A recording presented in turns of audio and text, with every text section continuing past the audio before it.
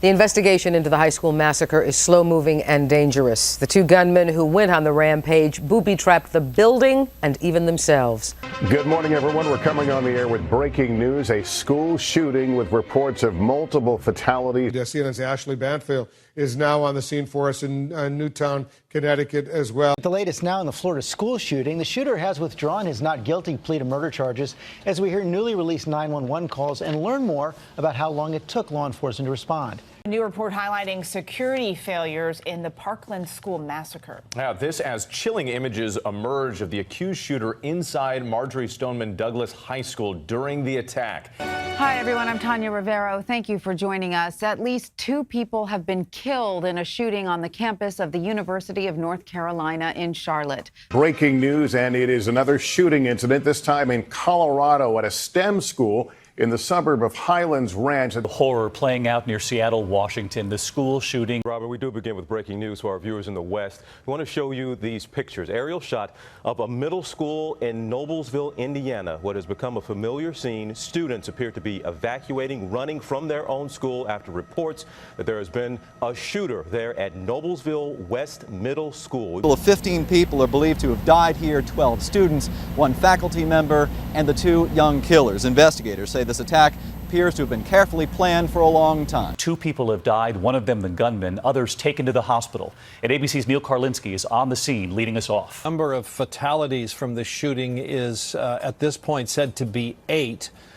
We don't know whether that's students, faculty, what the breakdown is. Some devastating detail on this, and that is the investigation that is about to ensue.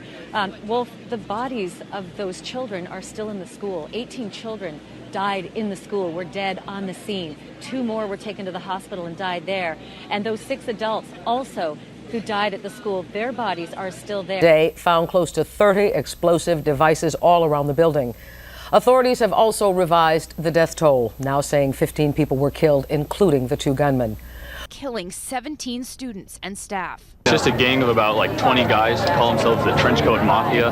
They wear trench coats every day to school, and wear makeup and paint their nails and stuff. They're just I don't know, everyone kind of thinks of them as different, and they always just hang out with themselves only. Police with guns drawn, sweeping inside and checking locked doors. Minutes later, the shooter is reported dead from a self-inflicted gunshot wound. 8 people have been killed. Undetermined number of people have been injured. It would appear the situation right now is contained. There is a suspect in custody. Enforcement officials, including ATF, have gone to the scene to support the local police. We don't have any word yet on injuries. Don't know how many people may have been hurt. Students said they heard the fire alarm go off first before 8 o'clock, and as they were leaving their classrooms, that's when the shots began to ring out. So far, we received 3 patients. 2 adults and 1 person under 18. Our physicians and nurses are working with them now. As 17 students and teachers were gunned down. She says she's behind the desk right now, but the shots were close. Hopefully she's going to text back right away. I'm just a bit shaky. I'm scared, but I'm glad that I'm safe and I didn't get hurt, and I'm glad that a lot of people I know didn't get hurt either. I was close enough to I got blood all on my pants. It happened right next to me. I just knew to start running because the shots were just so loud. We don't know that yet, but we had many people on scene immediately. Our substation is just a block away, and our SWAT team is on scene, and we have numerous SWAT officers as well as a variety of other agencies and SWAT people that are actively searching the school right now. Our first response was, that sounded a lot like a gunshot, and we close the door. We tell our teacher she closes the door, and right after she does that, the fire alarm gets pulled. Marjory Stoneman Douglas High School is being shot up. It's being shot up? Are you at the school? I can't hear you. Are you at the school? I heard the fire alarm go off, and everyone ran in our class, and I heard some gunshots. You heard the shots? You must have been terrified. Are you okay? I saw there was a lot of blood everywhere, and then people were getting shoved down, and so I just, I took off. I started running. I was just scared for my life. Now, police have been interviewing the family members of the two teenagers responsible for the shooting. We now know that one of them also posted violent lyrics and recipes for pipe bombs on the internet. And his final entry in an AOL chat room, which was posted yesterday morning at 8:41, read, "Today is my last day on Earth." All day long, investigators have searched the homes of both teenage killers. In one of them, police say they found bomb-making materials. Now, the law enforcement authorities there say they have arrested the gunman. One person, we've seen varied reports on whether this was a student, and the sheriff just a few moments ago said a second person is also in custody. The release of surveillance videos and audio, all part of a scathing draft report from a Florida State Commission, shining a light on a host of fateful security missteps. Cops using surveillance footage on a 20-minute delay to try to track down the armed assailant who had already escaped. The police told us, the state police told us that the shootings were concentrated. They were in a concentrated area of the school, particularly 2 rooms. There wasn't running through the halls as they described it. And now we've learned the suspect, a popular high school football player, allegedly opening fire in the cafeteria. But we do know, according to the fire department that has responded, that a shooter, suspected shooter, is in custody. And they've also been to the alleged shooter's home, talked to his parents.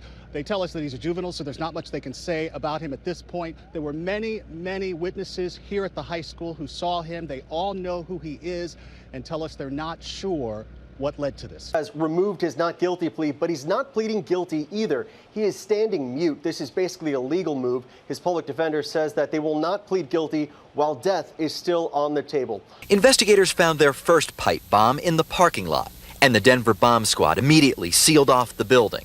Robotic cameras later found the entire school was booby-trapped, but investigators say they spent their final moments rigging the building and their own bodies with more than 24 pipe bombs. What the law enforcement people now are doing is that painstaking process of going through every classroom, every room, the gymnasium, the cafeteria, everything in that building to make sure that there are no other injured people and that nobody else was involved in the shooting. He got into the 1200 building because that door was unlocked and unstaffed, and that we say that that is a security failure. A campus security monitor failing to call a code red after seeing crews carrying a rifle bag.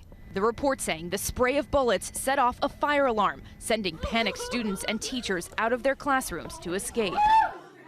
Tonight, that all too familiar view from above, students evacuating, sprinting to safety. And all day today, families huddled, reuniting with their children. A father hugging his daughter after finding her in the crowd of students who got out. This will be a difficult night for 2 families here who will need to bury their teenagers, and for more than a dozen others whose children were wounded in the gunfire, some shot in the face, and at least one who may have to lose an arm tonight in surgery. We have completed tentative notifications to, I believe, all of the family members of the people who are still inside the school. Only 2 of the victims have been removed, at least the last time I was down at the scene. We have a number of others that are still at the scene, but we've completed those tentative identifications to the families and notified them that based on descriptions and other criteria that they have provided to us, that we've been able to identify them. That there were roughly 100 rounds that this parent could hear, this woman telling her story. You know, the investigation alone, once those tiny bodies are removed and those adults are removed, the investigation of just the trajectory and where those bullets landed or ricocheted, what angle the bullets came from. There's just so much that's going to need to be known. I highly doubt anyone's going to be coming to this school for a very long time. She called me and she was hysterical and she told me that there had been a shooting. And she was really too hysterical to give me any other information. So I had to calm her down and find out what happened. She was in Mrs. Harper's room when the shooters came in shooting, and she said that 2 of her classmates took the shooters down and she was able to escape.